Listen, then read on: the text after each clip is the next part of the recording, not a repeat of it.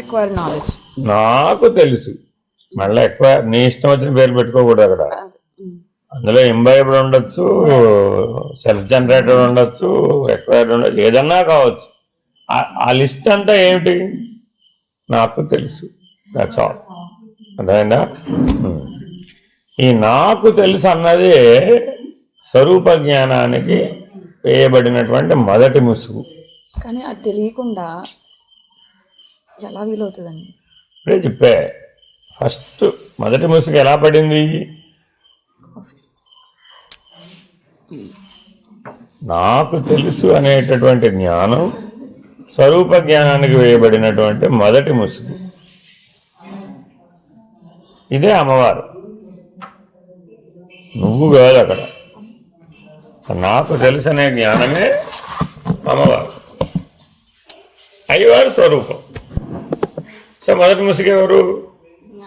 అమ్మవారు. అర్థమైందండి? ఏమిటి ఆవిడ యొక్క నామరూపాలు ఏమిటంటే నాకు తెలుసు. That's all. అయ్యవారు ఏమిటి? స్వరూపం. ఆయన నాకు తెలుసు అండవు, అసలు అనడు. అంతే, ఆయన ఉండవలసిన రీతిగా ఉంటాడు. అయితే అమ్మవారు ఏమంటుంటుంది? మాటి నాకు తెలుసు అంటుంటుంది. అంతే. ఏమని చెప్పామనుకోండి, నాకు తెలుసు అంటుంది. ఇట్లా ఈ మొదటి ముసుగులో నుంచి అనేక ముసుగులు వచ్చినాయి. ఎన్ని ముసుగులు వచ్చినాయి? 7 వచ్చినాయి. సో స్వరూప జ్ఞానం ఎన్ని ముసుగులు వేసాము? 7 ముసుగులు వేసేసాం. మరి ఇప్పుడు ఈ 7 ముసుగులు తీసేస్తే కానీ నీకు స్వరూప జ్ఞానం లభించదు. ఆల్టర్నేటివ్ లేదు. ఏదన్నా చెయ్యి, నువ్వు ఏ మార్గమన్నా ఎంచుకో, ఏ పద్ధతి అన్నా ఎంచుకో, ఏ సాధన అన్నా చెయ్యి. అల్టిమేట్గా నీ గోల్ ఏంటి? స్వరూప జ్ఞానం. అదేం మారదు. పద్ధతులను బట్టి, మార్గాలను బట్టి స్వరూప జ్ఞానం అనే గోల్ ఏం మారదు, లక్ష్యం ఏం మారదు. లక్ష్య స్వరూప జ్ఞానం. అర్థమైందా? నువ్వు వ్యాపారి అయి ఉండొచ్చు, వ్యవహారి అయి ఉండొచ్చు, లేదా ఉద్యోగి అయి ఉండొచ్చు, లేదా యహలోకంలో నువ్వు ఏదైనా చేస్తూ ఉండవచ్చు కదా. అసలు నువ్వు శైశవావస్థలో ఉండవచ్చు కదా. ఇప్పుడే పుట్టిన పిల్లవాడికి కూడా గోల్ ఏమిటి? స్వరూప జ్ఞానం. గర్భస్థ శిశువుకి ఏమిటి? స్వరూప జ్ఞానం. ఇప్పుడు పోతున్నాడండి ఆన్ డెత్ బెడ్, స్వరూప జ్ఞానం ఎప్పుడైనా. సో ఎంటైర్ లైఫ్ ప్రాసెస్లో స్వరూప జ్ఞానం అనే లక్ష్యం మారదు. ఎందుకంటే అదే సృష్టికి ఆధారం. కాబట్టి ఎక్కడికి వెళ్ళి ఆ స్వరూప జ్ఞానమే మాటకు మాట సరిగా మాట్లాడడం నేర్చుకోవాలి. ఆ స్వరూప జ్ఞానమే సృష్టికి ఆధారం. ఏదైతే మనం సృష్టికర్త అని అంటున్నామో ఆ సృష్టికర్త ఎవరు? స్వరూప జ్ఞానం. చాలు. ఆ స్వరూప జ్ఞానం ఉంటేనే ఈ సృష్టి ఉంది, లేకపోతే లేనే లేదు అసలు. ఎందుకని ఆధారం. ఒక కొండ ఉందండి, ఒక కొండ భూమి మీద ఉండడానికి స్వరూప జ్ఞానంతో ఏం పని? అది రిజల్ట్ అంతే. ఇప్పుడేం చెప్పా? అసలు సృష్టి ఉందంటేనే ఆధారం స్వరూప జ్ఞానం. అసలు ఆధారం స్వరూప జ్ఞానం అంతే. ఇప్పుడు భూమి మీద ఒక కొండ ఉంది. ఈ కొండ ఉండడానికి ఆ స్వరూప జ్ఞానానికి ఏమిటి సంబంధం? ఈ స్టేట్మెంట్ ఎలా ప్రూవ్ చేయాలి? ఇప్పుడు శాస్త్రం ఇలాగే చెప్పింది. ఈ సకల సృష్టికర్త మీద ఆధారపడింది. ఆ సృష్టికర్త అంటే స్వరూప జ్ఞానం అని చెప్పి వదిలేసింది. ఇప్పుడు మనం రీసెర్చ్ ఎక్కడ స్టార్ట్ చేసాము? భూమి మీద కొండలు కనబడుతున్నాయి. ఈ కొండలకి ఆ స్వరూప జ్ఞానానికి ఏమిటి సంబంధం? సృష్టిలో భాగం అది. సృష్టిలో భాగమే కానీ సృష్టికర్తలో భాగం కాదు. మరి ఇప్పుడు ఈ కొండకి ఆ స్వరూప జ్ఞానానికి ఏమిటి సంబంధం? ఉందా లేదా? సంబంధం ఉందా లేదా? ఈ జీవుడు కొండ రెండు సృష్టికర్త ఒక రకంగా లేదు, ఒక రకంగా ఉంది. అది ఉండి ఉండనట్టుగా. చూడండి మాటలు, మాటకు మాట సరిగా చెప్పడం నేర్చుకోవాలి.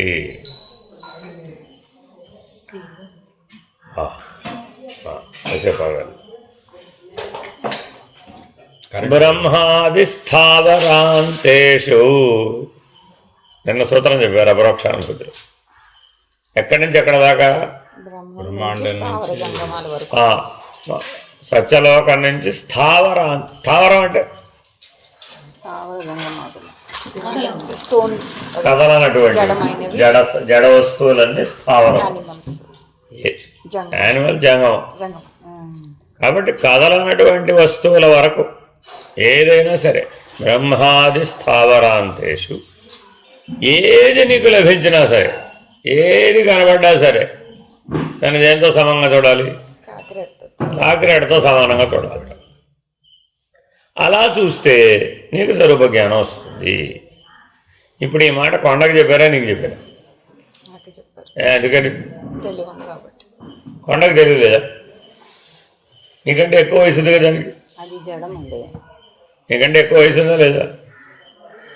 దాంట్లో ముక్కే కదా తెచ్చి శివలింగం చేసావు, దాంట్లో ముక్కే కదా తెచ్చి ఈశ్వరుని చేసావు. తెలివి వల్ల అయిందంట. దీనికి దానికి ఏమిటి భేదం? తెలివే డిఫరెన్స్. ఇక్కడేమో ఈశ్వరుడు, అక్కడ ఈశ్వరుడు అలా కాకపోయాడు. అక్కడ ఈశ్వరుడు, జడ చైతన్యం అండి. ఇక్కడ దాన్ని మీరు వైబ్రేషన్స్ ద్వారా తెప్పించారు కదా దాంట్లో చైతన్యాన్ని. ఏం చైతన్యం? చైతన్యంలో స్వరూప జ్ఞానాన్ని అందులో జ్ఞానంలో చైతన్యంలో కూడా విభజనలు ఉన్నాయా లేవా? ఏమిటవి? ఫస్ట్ జడ చైతన్యం, ఆ తర్వాత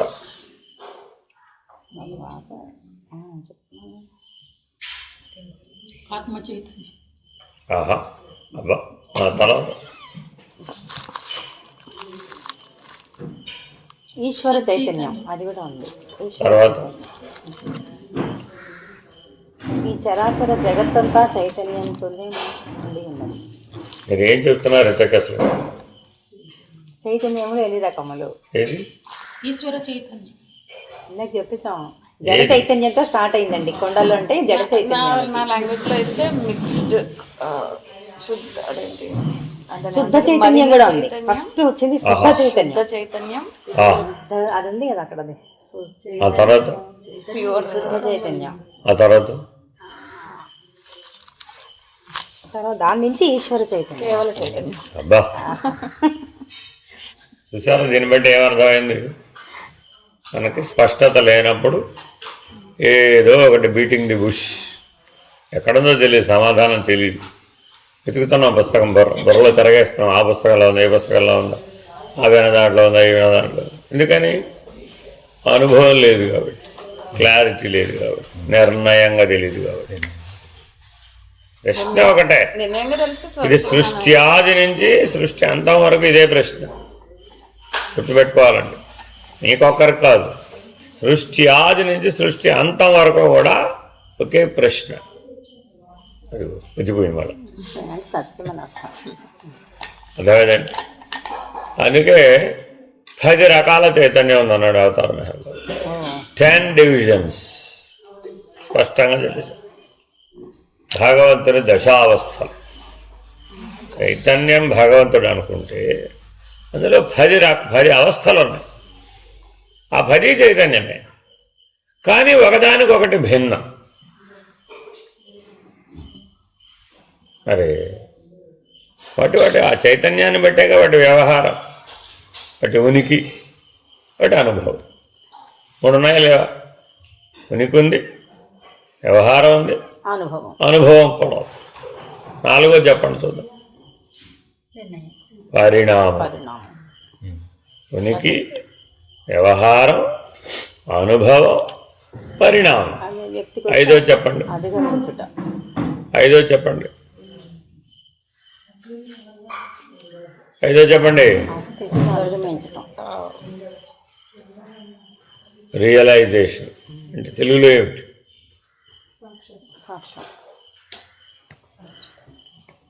రియలైజేషన్ అంటే తెలుగులో ఏమిటి? మన లైన్లో వినండి. ఉనికి, తర్వాత వ్యవహారం, తర్వాత అనుభవం, అనుభవం తర్వాత పరిణామం, పరిణామం తర్వాత అంటే ఏమిటి? మారిపోవటం దానిగా. వ్యవహారం ఎందుకు సెకండ్ ప్లేస్కి వచ్చింది? ఉనికి ఉంది కాబట్టి. గుర్తించటం అంటే అదే చైతన్యం కదండి. ఉనికి చైతన్యం అండి. ఉనికి ఆ ఉనికి చైతన్యం దగ్గర నుంచి మన వ్యవహారం ప్రారంభమైంది. సృష్టి ఎట్లా ప్రారంభమైంది? వ్యవహారంతోనే ప్రారంభమైంది. కదిలితేనే ఆ కదలడమే వ్యవహారం. వ్యవహారం తర్వాత కదలడం, కదిలిన తర్వాత ఏమైంది? అనుభవం వచ్చింది. అనుభవం వచ్చింది. అనుభవం వచ్చిన తర్వాత ఏమైంది? ట్రాన్స్ఫర్మేషన్ పరిణామం వచ్చింది. పరిణామం తర్వాత ఏమిటి వచ్చింది? పరిణామం తర్వాత ఏమిటి వచ్చింది? రిజల్ట్ వచ్చింది. ఇక్కడ చెప్పారు కదండి, ట్రాన్స్ఫర్మేషన్ తర్వాత పరిణామం తర్వాత ఏమిటి వచ్చింది? రియలైజేషన్ అన్నారు. ఏమిటి రియలైజేషన్ అంటే? గుర్తింపు. రియలైజేషన్ అంటే ఏమిటి? ఆ స్థితి అంటే స్వరూప జ్ఞానంలో నిలబడటం, స్థిరపడటం, నిర్ణయం. నిర్ణయాత్మక. ఎన్నిసార్లు చెప్పనమ్మా? ఉనికి, వ్యవహారం, అనుభవం, పరిణామం, నిర్ణయం. ఎన్నో స్థానానికి వచ్చాం? లేదండి, ఎన్ని ముసుగులు అయినాయి? 5 ముసుగులు. ఇంకా 2 ఉన్నాయి. ఏమిటో చెప్పండి చూద్దాం. 7 ముసుగులు వేసాం చైతన్యం మీద. మొదటిది ఉనికి, ఐ ఎగ్జిస్ట్. మొదటి ముసుగు ఏంటండి? I exist. రెండవ ముసుగు ఏంటండి? వ్యవహారం. ఏమిటది? సృష్టి. వ్యవహరించటం, వ్యాపారం. I live, I exist, I live అనేది వ్యవహారం. Next experience. అనుభవం. ఏమిటి అనుభవం అంటే? అనుభవం అంటే తర్వాత రియలైజేషన్. I experiment. ఐ లివ్లో నుంచి ఐ ఎక్స్పెరిమెంట్, ఎక్స్ప్లోరేషన్, ఎక్స్పీరియన్స్. ఆ 3 కలిపితే అనుభవం అన్న పదానికి సరిపోతుంది. ఎక్స్పీరియన్స్ అంటే సరిపోదు. ఐ లివ్లోంచి 3 థాట్స్ వచ్చినాయి. ఏమిటవి? I explore, I experiment and I experience. అర్థమైందండి? ఊరికే రాలేదు. అది ముందు ఎక్స్ప్లోర్ చేయాలి. చేయాలా వద్దా? పరిసరాల విజ్ఞానం దాన్ని ఎక్స్ప్లోర్ చేసాం. తర్వాత ఏం చేసాం? ఇంట్లో కూర్చుని దాన్ని సాధించాలనుకున్నాం. ఎక్స్పెరిమెంట్. తర్వాత ఏం చేసాం? నా లోపలే పొందాలనుకున్నాం.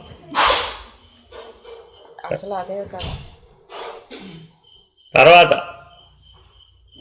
పరిణామం. అనుభవం తర్వాత పరిణామం. ఏమిటి పరిణామం? పరిణామం అంటే ఇంగ్లీష్లో ఏమిటి?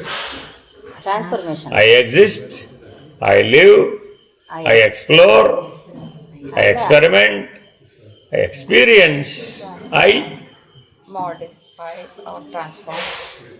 ఐ పరిణామం అంటే ఏమిటి? I would be like that. పరిణామం అంటే ఏమిటి? ట్రాన్స్ఫర్మేషన్. పరిణామం అంటే ఏమిటి? మార్పు. ఐతో కలపాలి దాన్ని. మీరు ఎట్టగలుగుతారు? అంటే ఇంకా ట్రాన్స్ఫర్మేషన్ చెప్పాగా. బాగా శోధించండి, వదిలిపెట్టండి. చెప్పారమ్మా. తర్వాత what next?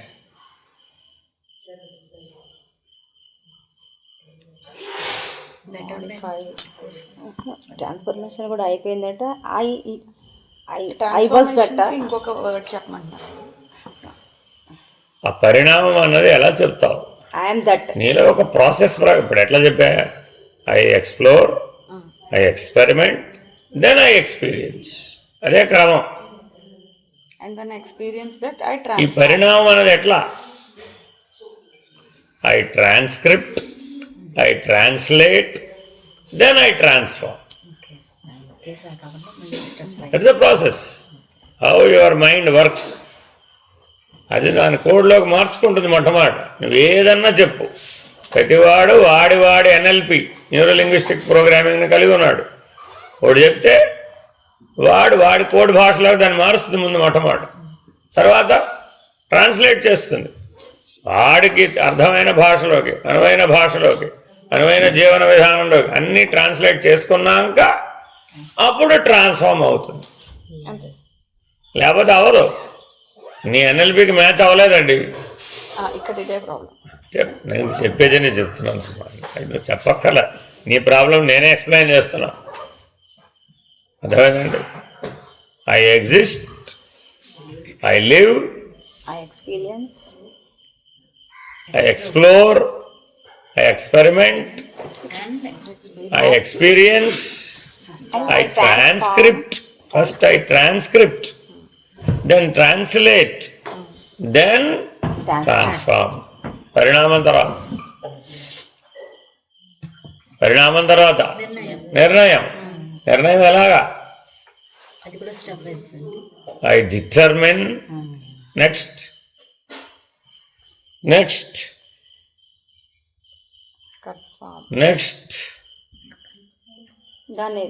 I determine, next, I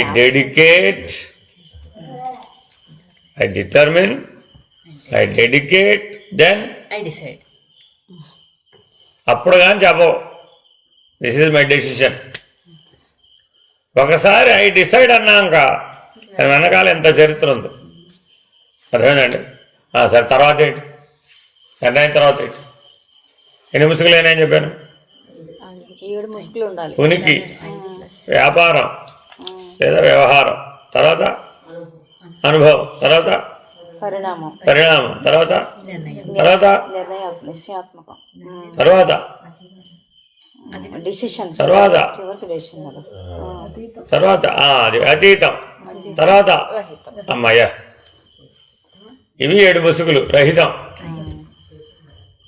ఉనికి, వ్యవహారం, అనుభవం, పరిణామం, నిర్ణయం, అతీతం, రహితం. ఈ 7 ముసుగులు నీ స్వరూపం మీద పడ్డాయి. సాధనపూర్వకంగా ఈ 7ంటిని తొలగించే పని చేస్తున్నావు. అంతే. తీసుకున్నా ఏదైనా ఇంతే. What ever you may consider. కర్మ మార్గమేనుకో, భక్తి మార్గమేనుకో, యోగ మార్గమేనుకో, జ్ఞాన మార్గమేనుకో, 7 ముసుగులు తీసేస్తే ఉన్నది అది స్వరూపం. అదంతా నాకేమో ఫుల్ స్టాప్ కామతో సహా సరిపోవాలి. అది ఆ 7 తీసేసి ఏముంది? ఉన్నది ఉన్నట్లు ఉన్నది. ఉన్నది ఏదో కాదు, ఉన్నది ఉన్నట్లు ఉన్నది. అంతే. అర్థమైందండి? కాబట్టి మీరు ఏం చేసినా ఏం చేయాలి? ఇప్పుడు నాకేం కావాలి? మానవుడి లక్ష్యం ఏమిటి? ఉన్నది ఉన్నట్లుండి పాయను, వెన్న కన్నది ఏడ ఏమీ లేకపాయను, ఎన్నగా ఈ ఎరుక మూలము ఏడ ఏమీ లేకపాయను. That's all. ఎంత చదువుకున్నా ఈ పని చేయవలసిందే. ఏ శాస్త్రమన్నా చదువుకోను, వేదాలే చదువుకో, మోడర్న్ ఎడ్యుకేషనే చదువుకో. మానవ జీవిత లక్ష్యం ఎన్ని యుగాలైనా సరే, కల్పాంతం వరకు కూడా ఇదే పని నీది. ఎన్నిసార్లు పుట్టినా ఇదే నీ పని. ఏమిటది? ఇది నీకు ఫైనల్గా డిసైడ్ అవ్వాలి, నిర్ణయం అవ్వాలి. ఆ నిర్ణయంలో నుంచి అతీతం అవ్వాలి, ఆ అతీతంలో నుంచి రహితం అవ్వాలి. చివరికి ఏం మిగిలిపోయింది? ఉన్నదొన్నట్లుండి పాయను, వెన్న కన్నది ఏడ ఏమి లేకపాయను, ఎన్నగా ఈ ఎరుక మూలము ఏడ ఏమి లేకపాయను. ఫినిష్డ్. That is final. అక్కడికి ఫుల్ స్టాప్ పడిపోతుంది. No comma. నీ ఇష్టం. ఇంతే. ఇదే చెప్పు వదిలేశారు అంతే. నువ్వు 7 ముసుగులు ఎలా తొలగిస్తావో నిర్ణయంగా చెప్పు. గురువు దగ్గరికి వెళ్తే ఏం చేస్తాడు? ఆయన ఈ 7 ముసుగులు ఎలా తొలగించుకున్నాడో ఆ మార్గం చెప్తాడు. ఈ మార్గంలోనే వెళ్ళాలన్న నియమం లేదు. ఎలా అయినా వెళ్ళొచ్చు, కానీ ఎప్పటికప్పుడు ఏం చెక్ చేసుకోవాలి? ఈ 7 ముసుగులు తొలగుతున్నాయా, బలపడిపోతున్నాయా? అయ్యో అందులో అయిలేదేమిటి? ఇప్పుడు జ్ఞానం అంటే తెలుసుకుంటా, విజ్ఞానం అంటే ఆచరణ. అది విజ్ఞానంలోకి గురువు సహాయం చేస్తాడేమో. ఇప్పుడే చెప్పానండి. గురువు ఒక మార్గంలో ఈ 7 ముసుగులు తొలగించుకున్నాడండి. వాడే గురువు. ఎవడు పడితే వాడు గురువు అంటే లాభంలా. ఎవడు గురువు? 7 ముసుగులు తొలగించుకున్న వాడెక్కడో వాడికి ఒక నిర్ణయం అయింది. ఏమిటది? ఉన్నదన్నట్లుండి బాయను వెన్న కన్నది ఏడ ఏమి లేకపాయను ఎన్నగా ఈ ఎరుక మూలము ఏడ ఏమీ లేకపాయను. వాడు ఏం చెప్పినా దానికి సరిపడేటి చెప్తాడు అంతే. సో ఆ ముసుగులు ఎలా అయితే తొలగించుకున్నారో వాడో పద్ధతిగా తొలగించుకున్నాడు.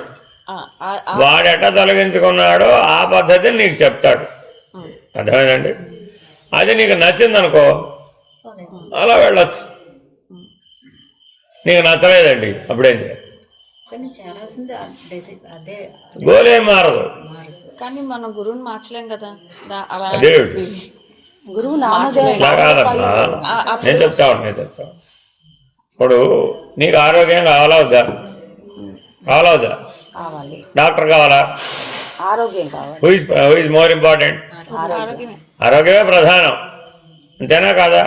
డాక్టర్ అప్రధానం. అంతేనా కాదా? డాక్టర్ ప్రధానమా ట్రీట్మెంట్ ప్రధానమా? ఆరోగ్యం ట్రీట్మెంట్ అన్నా కూడా ఆ డాక్టర్కి ఆ ట్రీట్మెంట్కి లక్ష్యం ఏమిటి? ఆరోగ్యం. ఇంటికి వచ్చి భోజనం చేసావు, చెయ్యాలా వద్దా? డాక్టర్కి ట్రీట్మెంట్కి భోజనానికి లక్ష్యం ఏమిటి? ఆరోగ్యమే. సరేనా కాదా? సో ఈ ఆరోగ్యమైన లక్ష్యాన్ని మార్చలేం. మిగిలిన వేరియబుల్స్ నిన్నైనా మార్చవచ్చు, కానీ ఈ ఆరోగ్యమైన లక్ష్యాన్ని మనం మారుస్తామా? ఇక్కడ కూడా అంతే. ఆ చివరి గోల్ ఏదైతే ఉన్నదన్నటువంటి బాయన అనేది ఉందో అది మీరే ముట్టుకోవడానికి ఏమీ లేదు, అది అట్లా ఉంది అంతే. సో మీరేం చేయాలి? మీరు ఎన్ని ప్రయోగాలు చేసినా, ఎన్ని సాధనలు చేసినా, ఎన్ని ఉన్నాయన్నా ఎన్ని లేవన్నా ఈ 7 ముసుగులలోనే అంతా. ఈ కథ అంతా ఇందులోనే. మీ ఇష్టం. భగవంతుడు స్వేచ్ఛ నీకే ఇచ్చేసాడు. నువ్వు ఏదో ఒక రకంగా ఈ 7 ముసుగులు తీసేస్తే నేను ఉన్నదన్నట్లుగా, ఆ భగవంతుడు ఉన్నదన్నట్లుగా ఉన్నాడు అంతే. ఆయన మీద 7 ముసుగులు మనం అజ్ఞానవశాత్తు అవిద్యావశాత్తు ఏదో కారణం అనాది ఎప్పటి నుంచో 7 ముసుగులు పడి ఉన్నాయి.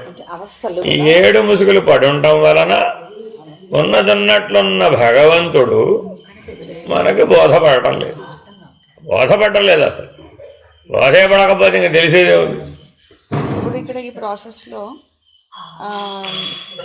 డాక్టర్ని మార్చాల్సి వచ్చింది అంటే గుర్తుపెట్టుకోండి, నువ్వు 7 ముసుగులు తొలగించడం ప్రధానమా? ఎలా తొలగించడం ప్రధానమా? ఎవరు సహాయం చేస్తే తొలగించారన్నది ప్రధానమా? అవేం కాదే. 7 ముసుగులు తొలగించడమే ప్రధానం అంతే. అక్కడ that's all. Remaining all are variables. ఏమంటే నేను నారద భక్తి సూత్రాలు చదివానండి, ఓ ముసుగు తొలగింది, సంతోషం. జైమిని ధర్మసూత్రాలు చదివానండి, ఓ ముసుగు తొలగింది, సంతోషం. అదేమిటండి? నారద మహర్షి పనికిరాడా దానికి? మహర్షి బ్రహ్మనిష్ఠుడు. అది భక్తి సూత్రాలతో తొలగదా? తొలగితే మంచిదే. వారు కాదన్నారు. తొలగకపోతే జైమిని ధర్మసూత్రాలు చూడాలి.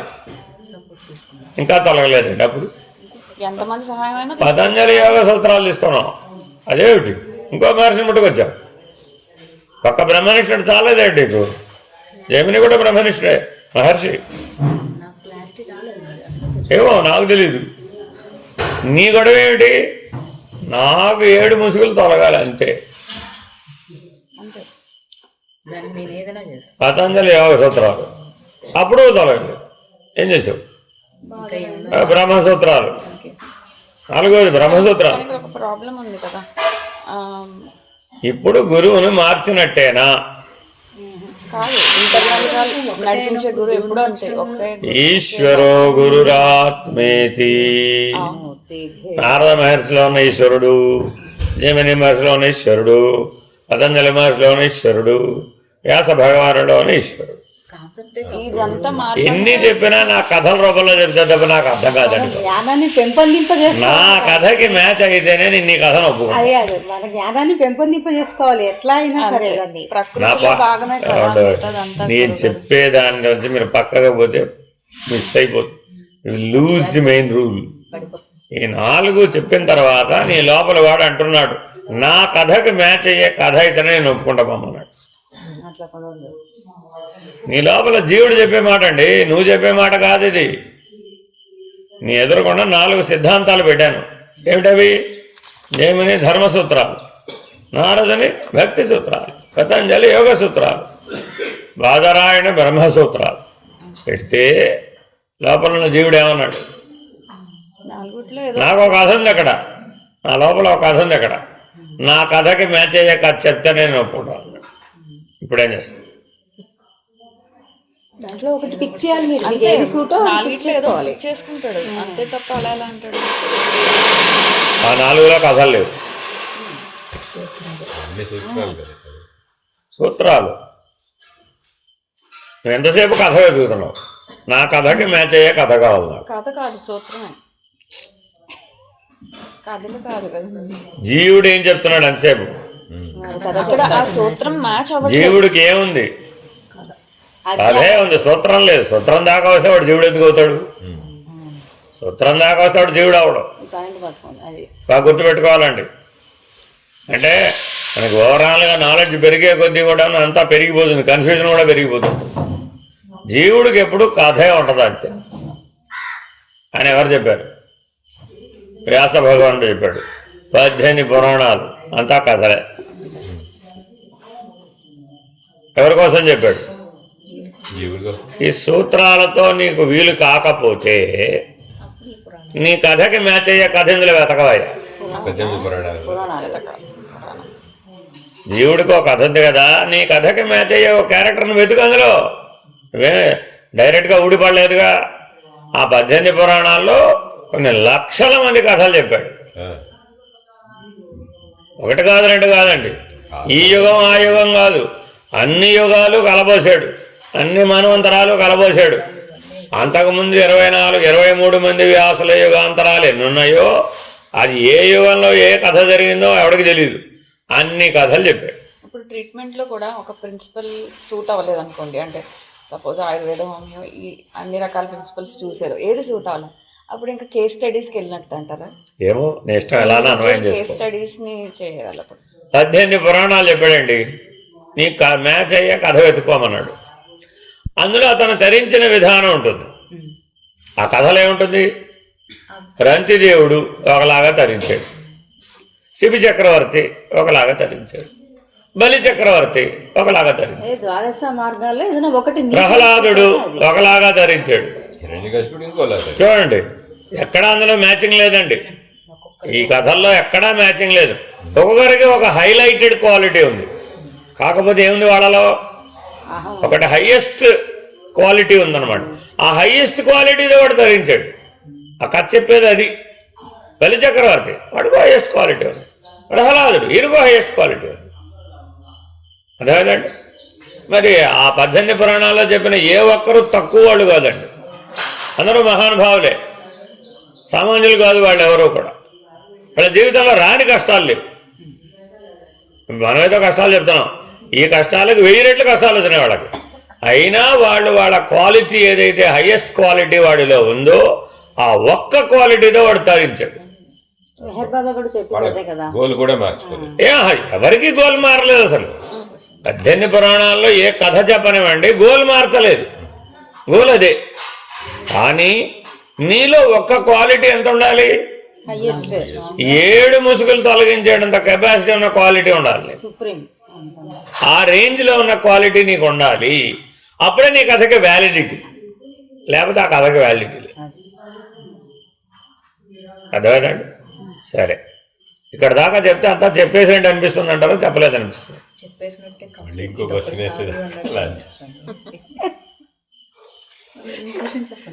ఈ ఒక్క క్వాలిటీ ఎక్కడ దాకా వెళ్తుంది? ఆ ఒక్క పాయింట్ తరించేసాడండి. అంటే జీవన్ముక్తి. ఏమో తరించాడు అంతే. జన్మరాహిత్యం కూడా జన్మరాహిత్యం దాకా అట్లా అందరూ తరించాడంటే ఏమిటి? 18 పురాణాల్లో చెప్పిందంతా తరించడమే. మన లెక్కలో చెప్పండి ముక్త జన్మరాహిత్యం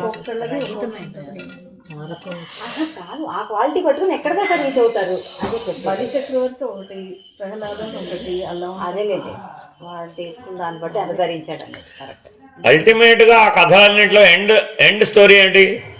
భగవత్ సాక్షాత్కారం. అక్కడ అది ఎండ్ స్టోరీ ఏంటి? మోరల్ ఆఫ్ ది స్టోరీ ఏంటి? సాక్షాత్కారం జరిగింది. ధ్రువుడు, సాక్షాత్కారం ప్రహ్లాదుడు, ఇందాక కాదు. మార్కండేయుడు క్యారెక్టర్లు ఏదో చెప్తున్నాను మీకు తెలిసినవే. నచికేతుడు, గంతిదేవుడు, బలి చక్రవర్తి, ఇలా ఎంతమంది పేర్లు చెప్పచ్చండి. మీరు యోగ వాసిష్టం తిరగేశారు. ఎన్ని కథలు ఉన్నాయి నాకు so many you can match your story at any point of time. మీరు ఉనికి దగ్గరే చెప్పుకుంటారో, వ్యవహారం దగ్గరే చెప్పుకుంటారో, లేదా అనుభవం దగ్గరే చెప్పుకుంటారో, లేదా పరిణామం దగ్గరే చెప్పుకుంటారో, లేదా నిర్ణయం దగ్గరే చెప్పుకుంటారో, లేదా అతీతం రహితం. 7 లెవెల్స్ ఆఫ్ స్టోరీస్ ఉన్నాయి మీ దగ్గర. ఒక్క కథ కాదు సుమి. ఒక్కొక్క దానికి కొన్ని ఉనికికి ఒక కథ, వ్యవహారానికి ఒక కథ, అనుభవానికి ఒక కథ, అలా ఎక్కడికక్కడ 7 లెవెల్స్ ఆఫ్ స్టోరీస్ ఉన్నాయి. అందుకని యోగ వాసిష్టం అట్లా చెప్పవలసి వచ్చింది. సరే, యోగ వాసిష్ట సారం ఏమిటి? ఏమిటో చెప్తున్నావు ఏమిటి? అందరికీ భగవత్ సాక్షాత్కారం అని చెప్పారు. ఎండ్. What is end? ఇప్పుడు మామూలుగా ఒక అజామిలుడి కథ ఉంటుంది. క్రూరాత్ముడజామిలుడు. అందులో కూడా అదే అక్కడ అలా కనిపించదు. ప్రతి కథకి బ్యాక్గ్రౌండ్ ఉంటుందా ఉండదా? ఉంటుంది కదా. మరి మీ కథ కూడా బ్యాక్గ్రౌండ్ ఉంటుంది కదా. అన్ని చూసుకుందాం. అజామిలుడి కథని ఎగ్జామ్షన్గా వాడడానికి అవకాశం లేదు. మన లక్ష్యం ఆత్మసాక్షాత్కారం కాబట్టి మనకేం క్వాలిటీ ఉంది దానిపై తీసుకెళ్ళాలి. మీ కథ అజామిలుడికి మ్యాచ్ అవ్వదు కదా అసలు. అనవసరం మన దగ్గర. అలాంటి వాడికే చివరిలో నారాయణ అంటే మోక్షం వస్తే నేను జీవితం అంతా నారాయణ అంటే మోక్షం రావాలి కాబట్టి. స్వామిని అనేది అదే. మరి మరి అట్లా ఉన్న వాళ్ళకు కూడా వచ్చిందా? మీరు ఎలా వచ్చింది? బ్యాక్గ్రౌండ్ కథ తెలుసుకోవాలి కదా. ఆల్రెడీ పూర్వజన్మలో 9 దెబ్బలు తగిలి 10వ దెబ్బ సడన్ ట్రాన్స్ఫర్మేషన్ తో వచ్చింది. నాకు కూడా అలాగే రావచ్చు కదా. ఓకే, నేనేం కాదు నన్నేమిటి, కానీ ఎప్పుడు తెలుస్తుంది నీకు? ఆ ఒక దెబ్బతో రాలేదంటే 9 వెనక లేనట్టే. నాకు తెలీదు. కరెక్ట్ కదా. అంటే ఇంకా 9 కొట్టించుకోవాలి. 9 ఏమో అప్పుడు 10 అయితే పెంచాలి. ఏం లేదు అక్కడ, పెంచాలి అని అర్థం. నాకు తెలీదు. ఇలా చెప్పాడు వశిష్ఠ మహర్షి రామచంద్రమూర్తికి. ఇలా చెప్పాడు, నాయన నువ్వు మొదటివాడు కాదు అడిగినవాడు ఎట్ట. ఇదిగో ఈ స్టోరీలో ఉన్న ప్రతి క్యారెక్టర్ ఇదే అడిగాడు. వాళ్ళ కథలు చెప్తా విను అన్నాడు కూర్చోబెట్టి. ఏం రహస్యంగా ఏం చెప్పలేదు, యోగవాసిష్టం పబ్లిక్గా ఇలాగే చెప్పారు. పక్కన విశ్వామిత్రుడు ఉన్నాడు, సంభాషణలో ఆయన కూడా సంభాషణ ఉంటుంది మొత్తం. అని ప్రధానంగా వశిష్ఠ రామ సంవాదం. సరే, అంతా అన్ని కథలు వినేసాడండి. విన్న తర్వాత ఫైనల్గా యోగ వాసిష్ఠ సారం ఏమిటి? సూక్ష్మ శరీరం ఎన్ని రకాలుగా ప్రవర్తిస్తుంది అన్నది మెయిన్గా అనిపించింది. కథలన్నీ ఎవరివి? మనదే. స్థూల శరీరానివా, సూక్ష్మ శరీరానివా, కారణ శరీరానివా, మహాకారణ శరీరానివా? కారణ శరీరం దిగి స్థూలంలో సూక్ష్మంలోకి వస్తుంది, సూక్ష్మంలోంచి కూడా స్థూలంలోకి వస్తుంది. అదే చెప్పండి. హలో, కారణ శరీరం పెట్టుకొని ఇవన్నీ వచ్చాయని చెప్తున్నారు. కథలన్నీ ఎవరివి? కారణ శరీరాన్ని జీవుడివి. మన దగ్గర కథలు చాలా ఉన్నాయా లేవా? కథలన్నీ ఎవరివి? జీవుడివి. స్థూల శరీరానికి జరిగిన కథల్లాగా చెప్పారు, సూక్ష్మ కారణాలకి కానీ వాటి ద్వారా సూక్ష్మ శరీరంలోని వచ్చే మార్పులు అవన్నీ మనం తెలుసుకోవాలి. సగరపుత్రులు 1000 మంది భూమిని ఇట్టించాడు తవ్వారు, అడ్డంగా సొరంగం తవ్వారు. వాళ్ళు ఎంత బలవంతులో చూసుకోండి. ఇండియా నుంచి అమెరికాకు సొరంగం తవ్వారు, ఇట్టించాడు వెళ్ళారు. అవునా? వెళ్ళి కపిల మహర్షి తపోభంగం చేశాడు. కాలిఫోర్నియా అది. ఆయన కళ్ళు తెరిచి చూశాడు, 1000 మంది భస్మం అయిపోయారు. అవును, చదివింది ఇది కరెక్టే. మనం కళ్ళు తెరిచి చూస్తే ఎంతమంది భస్మం అవుతారు? మన లోపల వాసనాక్షయం అయితే చాలు, ఎవరు భస్మం అవ్వద్దు. అదే కదా మన టార్గెట్. లోపలదైతే చాలు క్షయం. అంటే మీరు పెట్టుకున్న గోల్ ఎక్కడిది? కపిలుడు, జైమిని, పతంజలి, బాదరాయణుడు, నారదుడు, అటువంటి మహర్షులు సాధించినటువంటి గోల్, ఆ లక్ష్యం ఎవరు సాధించారు? మహర్షులు సాధించారు. మనం ఏ మహర్షికి సరిపోతాం? ఇప్పుడు ఏదైనా ప్రశ్న అడగబోయే ముందు మనం ఏ మహర్షి స్థాయికి సరిపోతాం?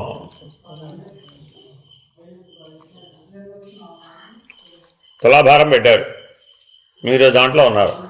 మిమ్మల్ని ఎదుర్కోమన్నారు. 7 ఋషుల్లో ఎవరిని ఎదుర్కొంటారు? ఆయన సరిపోతాడు. మ్యాచింగ్ అలా తయారవ్వాలి. నీ జీవితం, నీ కథ, నీ ఎబిలిటీ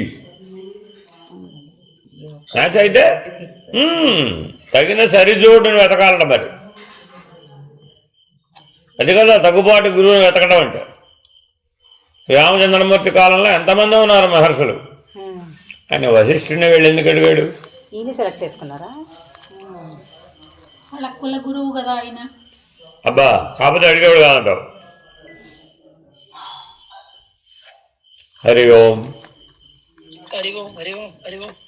బాగున్నారా? ఈశ్వరానుగ్రహం. దర్శనం చేసుకోవాలని. అలాగే అమ్మవారు దీక్షాపరుడు.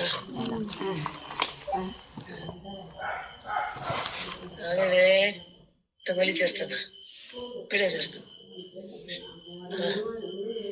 హరి ఓం. హరి ఓం. బాగున్నారా? బాగున్నానండి.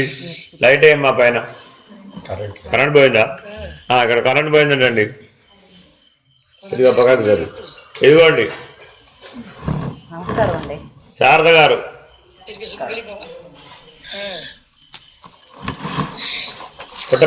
పుట్టపర్తి ఆశ్రమంలో ఉన్నాం. మొన్న 22 ఆశ్రమ ప్రవేశం, ఇవాళ వినాయక చవితి. సంతోషం. అంత క్షేమమేనా? అంత మీ అనుగ్రహం. సరే. హరి ఓం.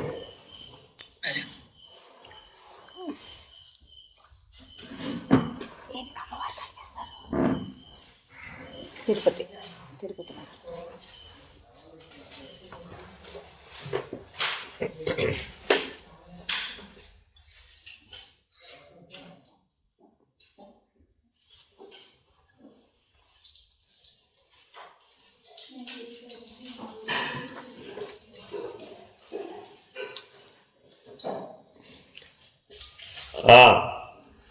ఎక్కడ దాకా వచ్చింది మన కథ? ఏ మహర్షితో ఏ మహర్షి చేసినటువంటి బోధనలు నీకు సరిపోతాయో ఆ మహర్షిని గురువుగా పెట్టుకోవాలి మరి. ఇప్పుడు అప్పుడే ఆ 7 ముసుగులు తొలగడానికి వీలవుతుంది. రామచంద్రుడు అంతటి వాడు గురువుని పెట్టుకున్నాడు. శ్రీకృష్ణుడు సాందీపనిని ఆశ్రయించాడు. అలా అవతార పురుషులే తగిన గురువుని ఆశ్రయించారు. ఎవరిని పడితే వాళ్ళని ఆశ్రయించలేదు స్వామి. కాబట్టి మనం కూడా ఏం చేయాలి? తగిన గురువుని ఆశ్రయించాలి. శ్రీరామచంద్రమూర్తికి ధనుర్విద్య నేర్చుకోవాలి, అవసరం ఆయన జీవితానికి, అవతార కార్యక్రమానికి. వశిష్ఠుడే నేర్పడా? అదే బ్రహ్మనిష్ఠుడు అన్ని నేర్పాలి కదా.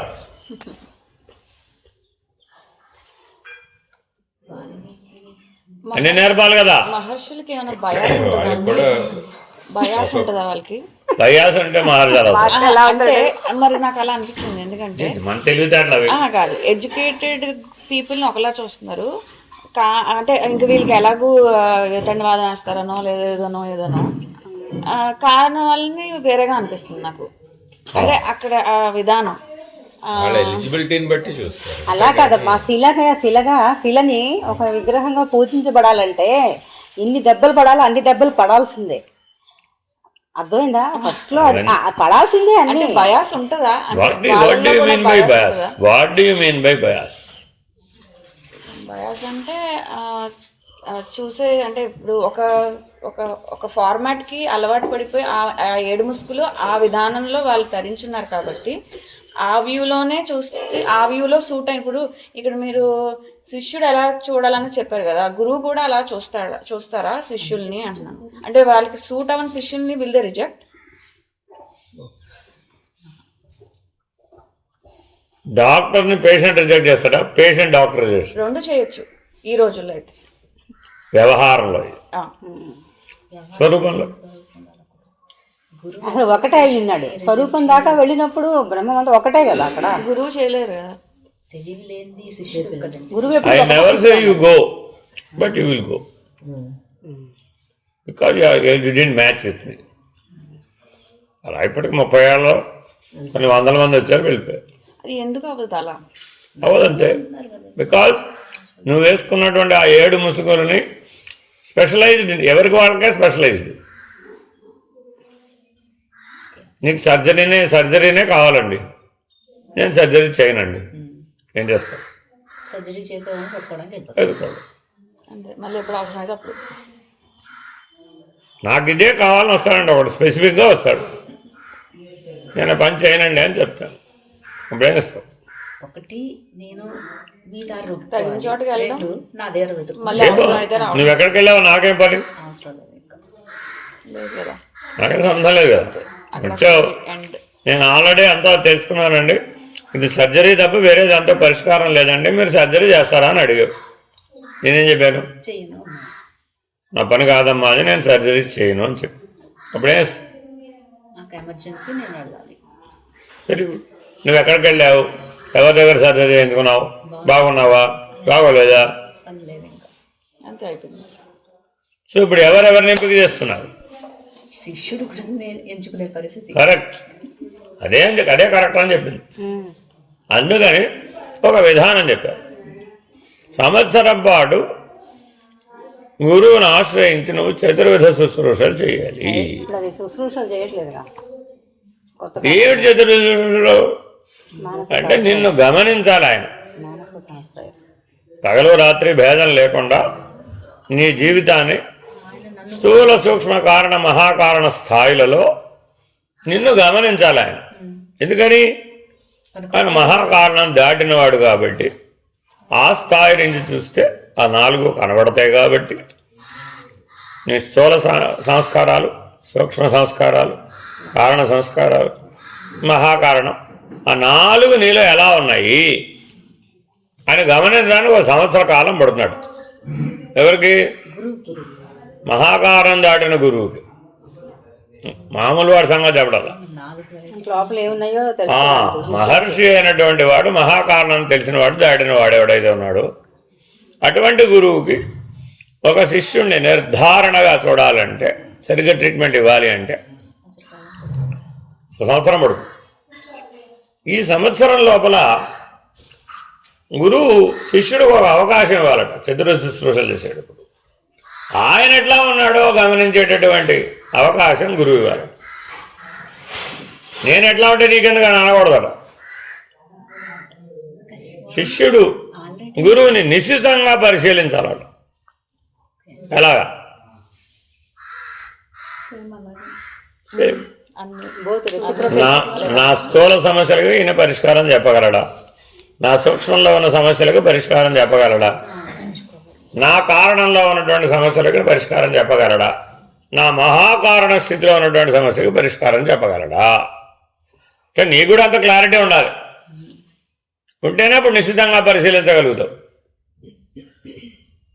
నేను హోల్సేల్గా వచ్చేసానండి మీ దగ్గరికి, హోల్సేల్గా నన్ను ట్రీట్మెంట్ ఇవ్వండి అంటే ఫ్యామిలీ ఫిజిషియన్ లాగే ఆ తర్వాత రిఫరల్ తర్వాత అదంతా నెక్స్ట్ లెవెల్. అది ముందు ఫస్ట్ అసలు ఎంపిక చేసుకునేప్పుడు ఎట్లా ఉండాలంటే ఇంత ఈ జాగ్రత్తలు తీసుకోవాలట.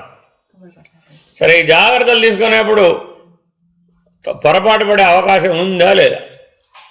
ఎందుకని నీ 4 స్థాయిలు నీకు తెలియకపోవచ్చుగా.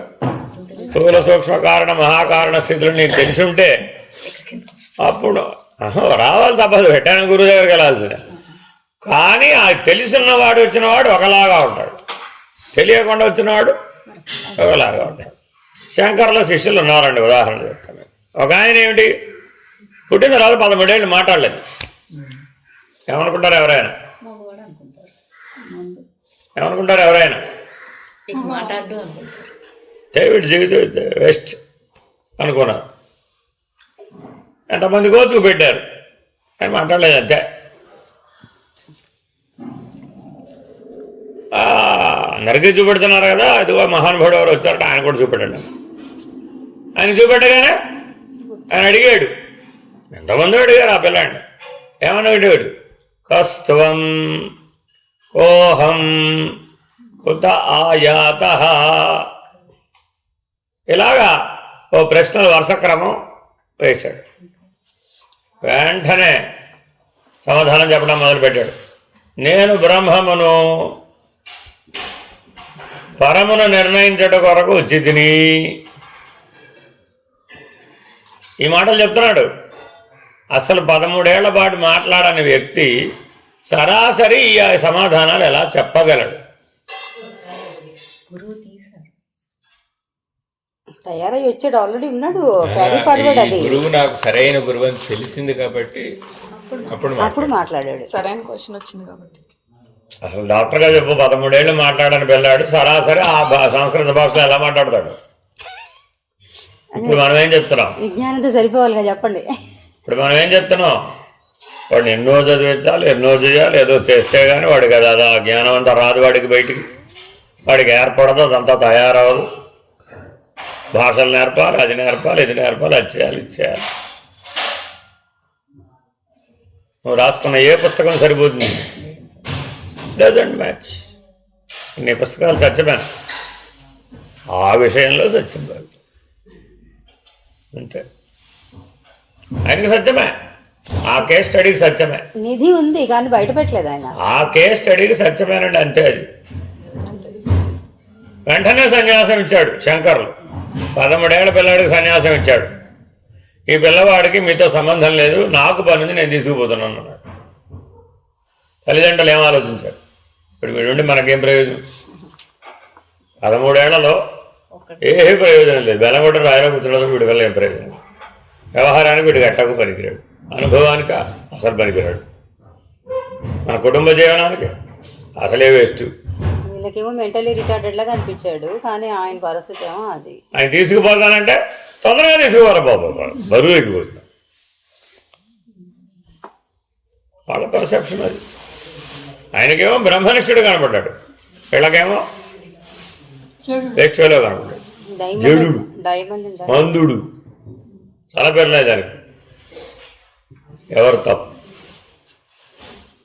వీళ్ళ గ్రహించే శక్తి లేదు, వాళ్ళ స్థాయిని బట్టి వాళ్ళు గ్రహించే శక్తి లేదు కాబట్టి 7 మడతల ముసుగు, 7 ముసుగులలో ఏది బలవత్తరంగా ఉందో దానిని బట్టి ఆ జన్మ అయిపోతాం. అందరికీ అదే శరీరం, శంకర భగవత్పాదులకి అదే శరీరం. ఈ శిష్యుడి పేరేంటండి? అస్తామలకుడు. మరి ఆ అస్తామలకుడికి అదే శరీరం, వాళ్ళ తల్లిదండ్రులకి అదే శరీరం. ఎంతమందికో చూపెట్టారు, వాళ్ళకి అదే శరీరం. శరీరంలో ఏం భేదం?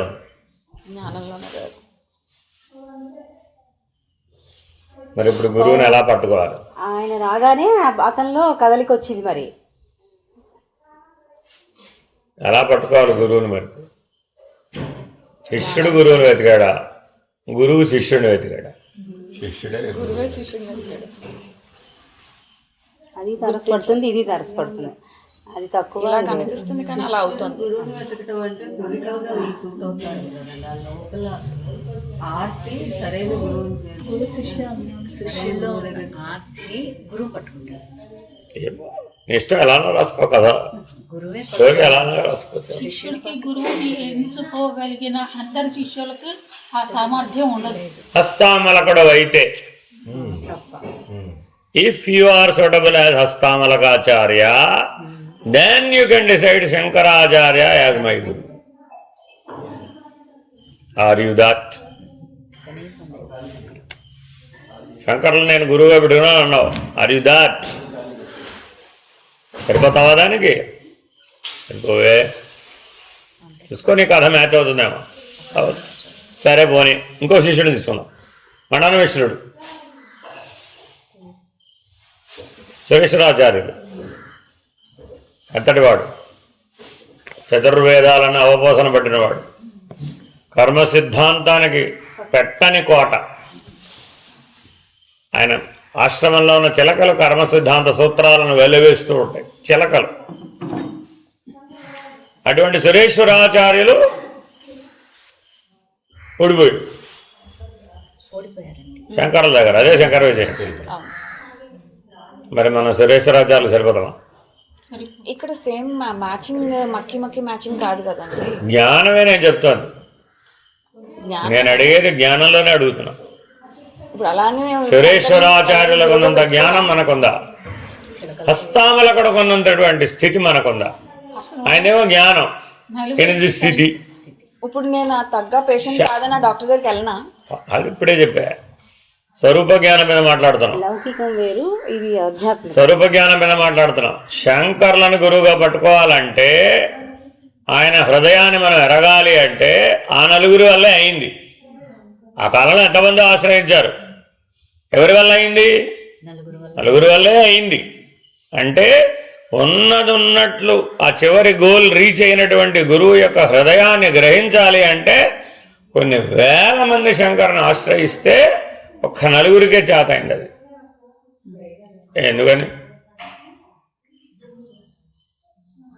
ఎందుకని ఇంకో ఇద్దరు గురువు శక్తి వాళ్ళ మీద రోటకాచార్యులు, కాదు, గురువు శక్తి అంతా వాళ్ళ మీద ఉపయోగించారు. రోటకాచార్యులు విషయంలో అది మూడోది.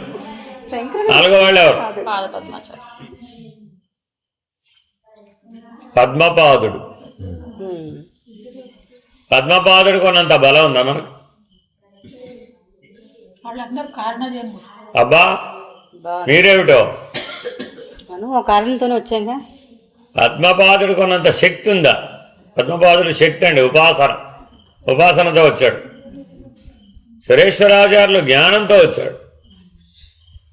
హస్తామలకుడు స్థితితో వచ్చాడు. అదేనండి తోటకాచార్యులు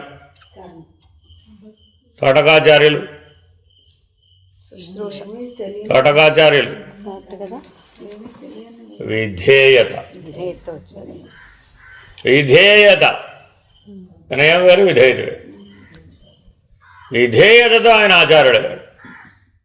అంటే 4 క్వాలిటీస్లో ఏదో ఒకటి మ్యాచ్ అవ్వాలి నీకు. నా గొడవ అది ఇంతకి.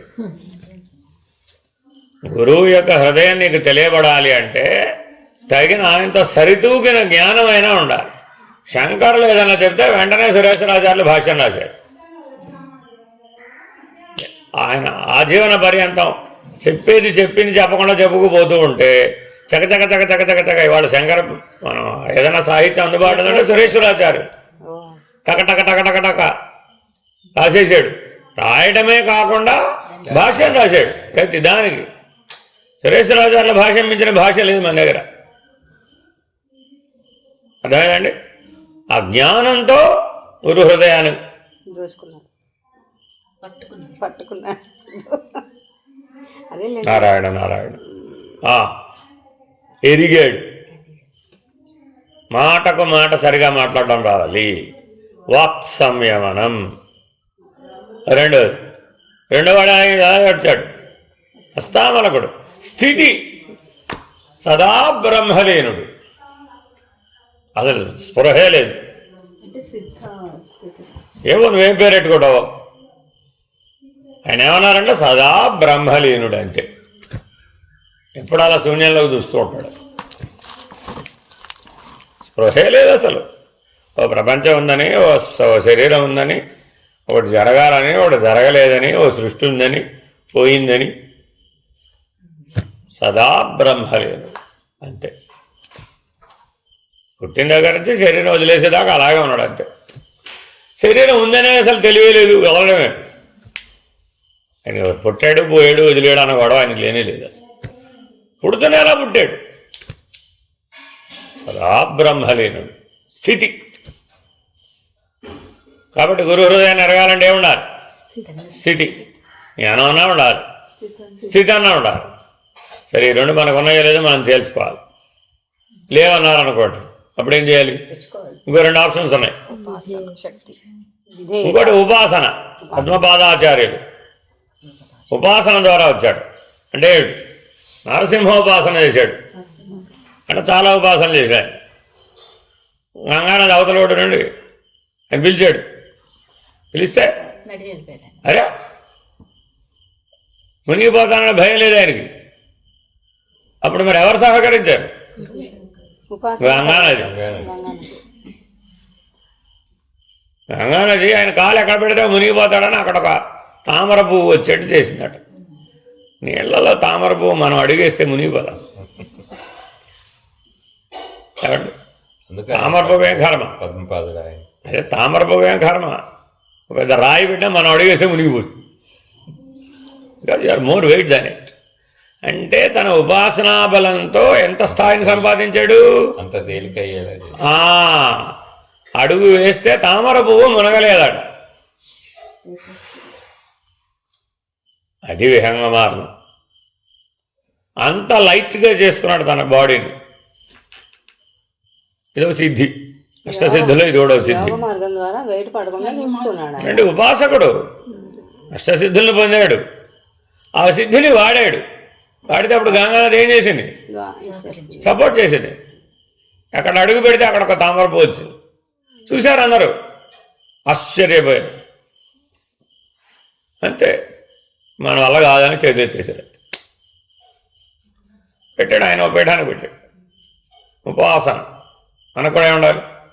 కానీ ఉపాసన అయితే జ్ఞానం అన్నా ఉండాలి, లేకపోతే స్థితి అన్నా ఉండాలి, లేకపోతే ఉపాసన అన్నా ఉండాలి.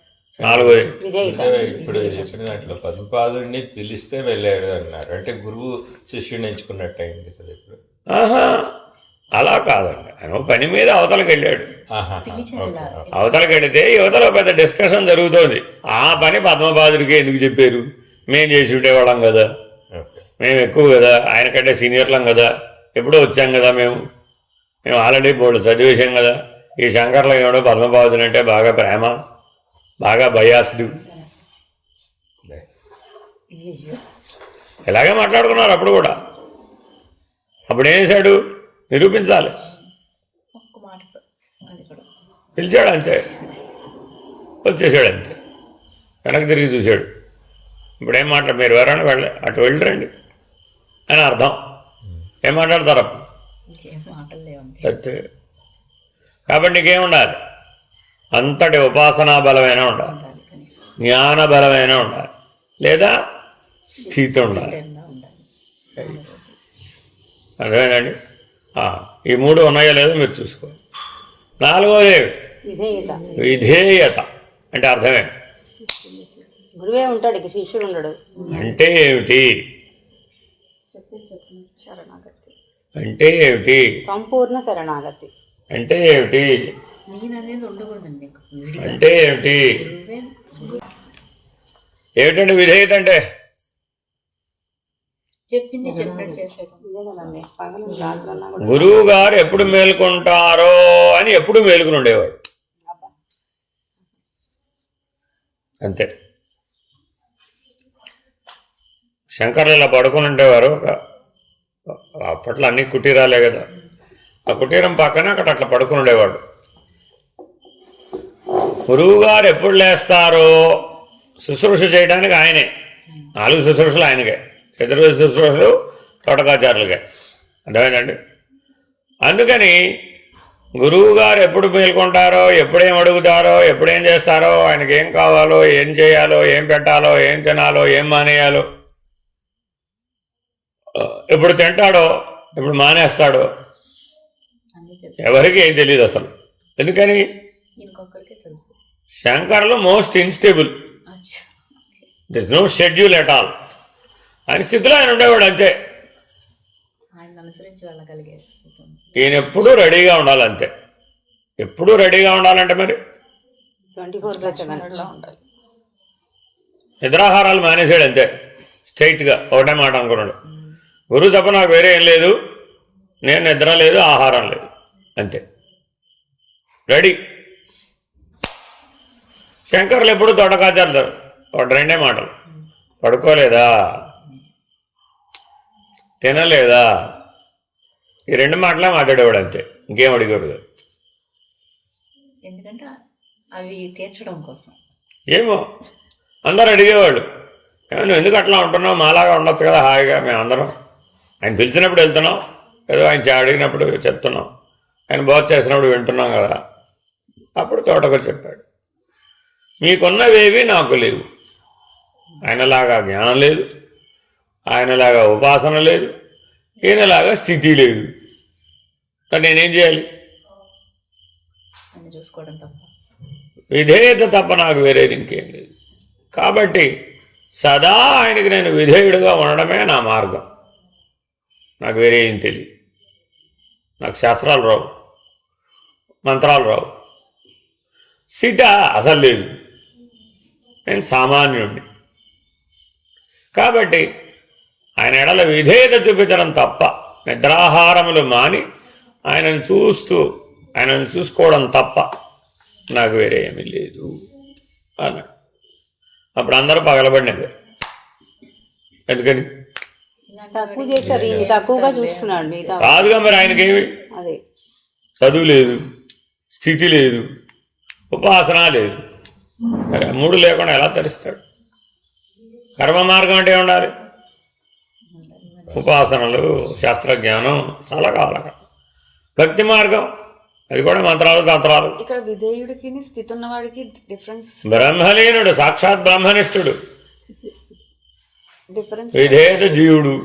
ఇప్పుడు ఇక్కడ స్థితి ఉన్నవాడు కదలకుండా అలా ఉన్నాడు, మాట్లాడకుండా బ్రహ్మనిష్ఠుడు. విధేయుడు సర్వీస్ చేస్తున్నాడు, శుశ్రూష చేస్తున్నాడు. ఏమో ఏం చేశాడు? చూడటానికి రెండు కంప్లీట్ ఆపోజిట్స్ కదండి. ఏమో ఎలా అనుకో. కానీ ప్రతి ఒక్కళ్ళకి ఒక స్టేజ్కి వెళ్ళి కంప్లీట్నెస్ కావాలి కదా. ఇప్పుడు అందరికీ ఒక డౌట్ ఏంటంటే కంప్లీట్నెస్ ఇన్ ఆల్ ఆస్పెక్ట్స్ ఉంటేనే కదా మొత్తం అని పూర్ణమయ్యేది. పాఠం ఎక్కడ మొదలు పెట్టాను? ఎక్కడ మొదలు పెట్టాను? ఏదైనా హర్డిల్ అవుతుందా అవదా? ఉన్నదన్నట్లుండిపాయను, వెన్న కన్నది ఎడయేమి లేకపాయను, ఎన్నగా ఈ ఎరుక మూలము ఏమి లేదు ఆయన. అందరికీ అదే, శంకర్లకైనా అదే, శంకర్ల శిష్యులకైనా అదే,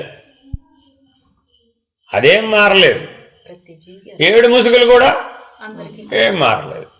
నువ్వు జ్ఞానంతోనే తొలగించుకుంటావో, ఉపాసనతోనే తొలగించుకుంటావో, బ్రాహ్మీభూత స్థితితో బ్రహ్మనిష్టతోనే తొలగించుకుంటావో, గురువు యొక్క అనుగ్రహం, విధేయత వాడికి ఏం లభిస్తుంది? అనుగ్రహం. గురువు అనుగ్రహంతో తొలగించుకుంటావు అంతే. అలా 4 మార్గాలు. ఆ 4 మార్గాలు నువ్వు ఏ పేరన్నా పెట్టుకో. వాటిలో కర్మ మార్గం ఉంది, వాటిలో భక్తి మార్గం ఉంది, వాటిలో యోగ మార్గం ఉంది, వాటిలో జ్ఞాన మార్గం. కాబట్టి ఈ 4 లక్షణాలు నీలో ఉండాలి. ఉంటేనే సత్శిష్యుడివి, అప్పుడే సద్గురు కృప సాధ్యమవుతుంది. ఈ 4 లక్షణాల్లో ఏ క్వాలిటీ నీలో హైయెస్ట్ క్వాలిటీగా అంటే ఎన్ని మార్కులు రావాలి? 100కు 1000 అంటారుగా, అది సత్శిష్యుడు ఏంటి? 100కు 1000 మార్కులు కావాలి. ఏదో దాంట్లో ఉండాలి. Select your choice. అని జ్ఞానానికి సరిపోతానండి, రైట్, ఓకే, నో ప్రాబ్లం. లేదండి నేను ఉపాసన నిలబెట్టగలుగుతాను, గాల్లో రోగాలు నిలబడాలని నేను చెప్తే నిలబడుతుంది. ఉపాసనా బలం ఉండదు, అదే మామూలు విషయం కాదు. Right, okay, you can join, admitted. యూనివర్సిటీలో అడ్మిషన్కి ఎలిజిబిలిటీలు ఉంటాయా ఉండవా? ఇదే. కాబట్టి ఏముండాలి? స్థితి. ఆ గురువు గారికి ఏ స్థితి ఉందో నాకు కూడా ఆ స్థితి ఉందో అన్నాడు అస్తామలు. శంకరులు ఎలా బ్రహ్మనిష్ఠులో నేను కూడా బ్రహ్మనిష్ఠుడే. స్థితి అలా ఉండేవాడు ఉంటారండి. గురువు ఏ స్థితిలో ఉంటాడో శిష్యుడు కూడా ఆ స్థితిలో ఉంటాడు. వాళ్ళిద్దరికీ తెలుసు, మిగిలిన వాళ్ళకి ఎవరికి తెలియదు. పోల్చి చూసుకున్నామండి, సురేశ్వరాచార్యుల వంటి జ్ఞాని లేడు, హస్తామలకుడు వంటి బ్రాహ్మీభూత స్థితి బ్రహ్మనిష్ఠుడు లేడు, పద్మపాదాచార్యుల వంటి వాసనాగరిష్ఠుడు లేడు, తోటకాచార్యులంటే విధేయుడైనటువంటి శిష్యుడు అన్ని వేల మందిలో. ఆయన అలా ఆ క్వాలిటీని బట్టి ఎంపిక చేశాడు. ఎంతమందో ట్రై చేశారు శంకర పీఠాలు ఏర్పరిచేటప్పుడు. ఆయన ఏర్పరుస్తున్నామని తెలీదా? తెలుస్తుంది కానీ పబ్లిక్గానే రహస్యంగా తెలియదు. అప్పుడు మరి ఆ పీఠాలకు ఎవరు పెడతాడు? పెద్ద ఇష్యూ అది. ఈ పీఠం నాకు ఇస్తాడా, ఆయనకి ఇస్తాడు, నాకు ఇస్తాడు, ఆయనకి ఇస్తాడు. ఇప్పుడు ఈ గొడవ ఇప్పుడు కూడా ఉంది సుమి, ప్రచోట ఉంది ఈ గోళ. అన్ని మధ్య ఒక ఆశ్రమంలో జరిగింది.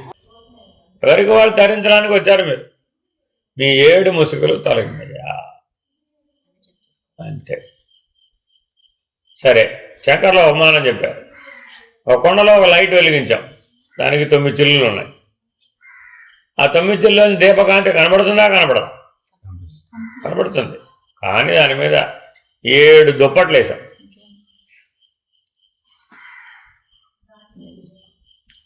అందులో దీపం లేకపోలేదు, తెలుగు బయటికి రాదు. ఒక్కొక్కటి తీసేసాం. మెల్లగా ఉన్న దీపమే కనబడిందా, కొత్త దీపం కనబడిందా? కాబట్టి స్వరూపం ఎప్పుడు స్వరూపమే. ఉన్నది దాని మీద ఎన్ని ముసుగులు వేసినా ఎన్ని తీసినా ఉన్నది ఉన్నట్లే ఉన్నది అంతే. మసి బారి ఉంది, ఆ మసిని తొలగించుకోవాలి. 7 ముసుగులు వేసి ఉన్నాయి. 7 ముసుగులు తీయ.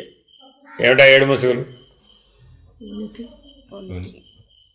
సత్త జ్ఞానం భూమికల ద్వారా. ఏమిటా 7 ముసుగులు? వ్యవస్థ గుర్తొస్తుంది నాకు. ఇందాక చెప్పింది మళ్ళీ చెప్పమంటారా? ఏమో కథంతా అయ్యేటప్పటికి మొదలు చెప్పిన పాఠం ఉందో లేదో చూస్తున్నాను. అవన్నీ గుర్తే ఉన్నాయి. వ్యవహారము, ఉనికి, వ్యవహారం, అనుభవము, అనుభవం, నిశ్చయాత్మకము, నిర్ణయం, నిశ్చయాత్మక బుద్ధి, నిర్ణయాత్మకం. ఓకే.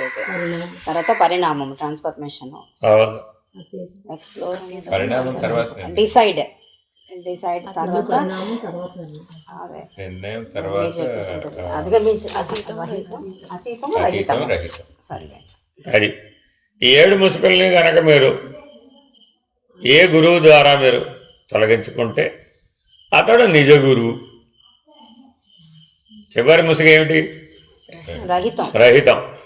ఆ చివరి ముసుగు తొలగించడానికి ఉపయోగపడ్డ గురువు పేరు ఏమిటండి? నిజ గురువు.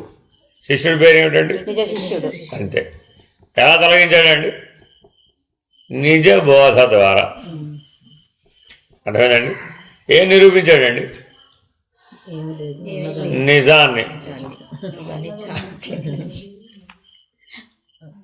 నిజ గురు నిజ బోధ ద్వారా నిజ శిష్యుడికి నిజము నిరింగించాడు. అంతే. అదే లాస్ట్, అది 7వ ముసుగు. ఇప్పుడు మీరందరూ ఏ ముసుగు దగ్గర ఉన్నారు? ఎవరికి వాళ్ళు చెక్ చేసుకోవాలి. అది దాన్ని బట్టి మీరు గురువుని ఎలా పట్టుకోవాలి, గురువు దగ్గర ఎలా స్వీకరించాలి. మీకేమేం కావాలి? జ్ఞానం కావాలి, ఉపాసన కావాలి, స్థితి కావాలి, విధేయత కూడా కావాలి. 4 ఉండాల్సిందే. అన్నీ ఉండాల్సిందే. ఒకటి పీక్ లో ఉండాలి. ఏమో పీక్లో ఉంటుంది, ఎక్కడ ఉంటుంది. ఒకటి పీక్ మోస్ట్. కాబట్టి ఇలా ట్రై చేయండి. ఏమో వేస్ట్. ఇప్పుడు ద్వాదశ మార్గాలు కూడా అదే కదా, మన మెహర్ బాబా గారు సూచించింది కూడా అదే. దాంట్లో ఏ ఒక్కటైనా ఏమండి, ఎవరు చెప్పినా ఉన్నదాన్ని చెప్తారు కదా, లేని దాన్ని ఏం చెప్పరు కదా. అవతార పురుషులు సద్గురువులు లేని దాని గురించి ఏం చెప్పరు. అని నన్ను పొందగలవు అన్నారు. నన్ను అంటే ఎవరండి? అక్కడ భగవంతుడే కదా. భగవంతుడిని నేను ఎవరిని? భగవంతుడిని. నా మొదటి స్థితి ఏమిటి? భగవంతుడు భగవంతుడుగా ఉనికి. రాజు ఎన్నన్నా తిరిగి రావచ్చు, ఎక్కడ తిరిగి వచ్చినా భగవంతుడు మాట మారిపోతాడు, మారడు. కాబట్టి ఉన్నదన్నట్లుగా ఎవరున్నారు? భగవంతుడే. భగవంతుడే ఉనికి. ఎగ్జిస్ట్ ఏమో గాడ్ రియలైజేషన్ అనే పేరు మీద ఈ విధానం అంతా చెప్పాడు ఆయన. కాబట్టి ఈ 7 ముసుగులను తొలగిస్తే నీకు ఒక పని పూర్తవుతుంది. ఏమిటది? శిష్యరికం. గాడ్ రియలైజేషన్, భగవంతుని తెలుసుకుంట. అది కాబట్టి మానవులందరికీ ప్రాథమిక లక్ష్యం ఏమిటి? గాడ్ రియలైజేషన్, భగవంతుని తెలుసుకుంటా. దానికి 7 ముసుగులు అడ్డం ఉన్నాయి. ఈ 7 ముసుగుల్ని మీరు శాస్త్ర సహాయంతో కానీ, జీవితానుభవ సహాయంతో కానీ, లేదా ఎవరైనా సహాయం చేస్తే గురువు సహాయంతో కానీ, లేదా నీ సహపాఠకుల యొక్క సహాయంతో కానీ. అర్థమైందండి? ఆవలా ఎవరిస్తారు? శాస్త్రం. ఆవలా ఎవరిస్తారు? గురువు. ఆవలా ఎవరిస్తారు? నీ జీవితానుభవం. ఇంకో పావలా ఎవరిస్తారు? సహపాఠకులు. ఇది విధానం. మీ ఇష్టం. ఎవరికైనా ఇంతే, ఎంతటి వాడికైనా ఇంతే. అయితే నీ కథ ఏదో దానికి మ్యాచ్ అవుతుంది. మార్కండేయుడికో, ధ్రువుడికో, ప్రహ్లాదుడికో, రంతిదేవుడికో, శివి చక్రవర్తికో, బలి చక్రవర్తికో, కార్తవీర్యార్జునుడికో, ఏకంగా దత్తాత్రేయుడికో. ఇప్పుడు చెప్పారు కదా, అది వ్యష్టానుభవం వరకైనా పూర్తవుతుందా, సమిష్టానుభవం కూడా పూర్తవుతుందా? ఉన్నదన్నట్లు ఉండిపోయానంటుంటే ఇంకేముంది అక్కడ? 7 చెప్పేశాం, మీకు అయిపోయింది. 7 స్థితులు చెప్పేశాం, అయిపోయింది. ఇక 8వ చెప్పడానికి లేదు అక్కడ. వ్యష్టన్నా సమిష్టన్నా అన్నీ అందులోనే ఉన్నాయి. అది కాబట్టి మీరు ఎప్పటికైనా సరే ఇలా పొందాలి. ఇంత పర్ఫెక్ట్గా ఉండాలి మీ ప్లాన్, ఇంత పర్ఫెక్ట్గా ఉండాలి మీ అప్రోచ్, ఎంత పర్ఫెక్ట్గా ఉండాలి మీ ఎక్స్పీరియన్స్, ఎంత పర్ఫెక్ట్గా ఉండాలి మీ రియలైజేషన్. కాబట్టి మీరు డెసిసివ్గా ఎన్ని విషయాల్లో ఉండాలి? Path, approach, experience, realisation. ఈ 4 మీకు క్లారిటీ ఉండాలి. అప్పుడే అది వీలవుతుంది. లేకపోతే ఎక్కడో అవుతుంటే మెలికలు పడిపోతుంది. దారం చిక్కుబడితే ఏం చేయాలి?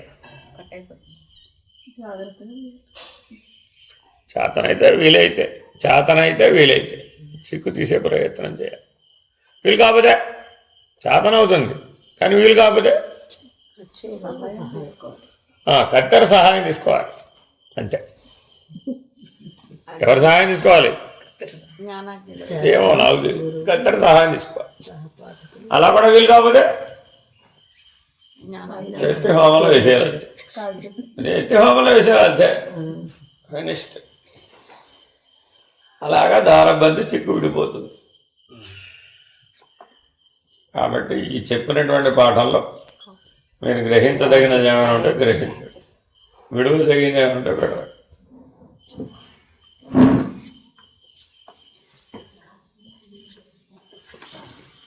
అన్ని మార్గాల కన్నా జ్ఞాన మార్గం శ్రేష్టమైనది.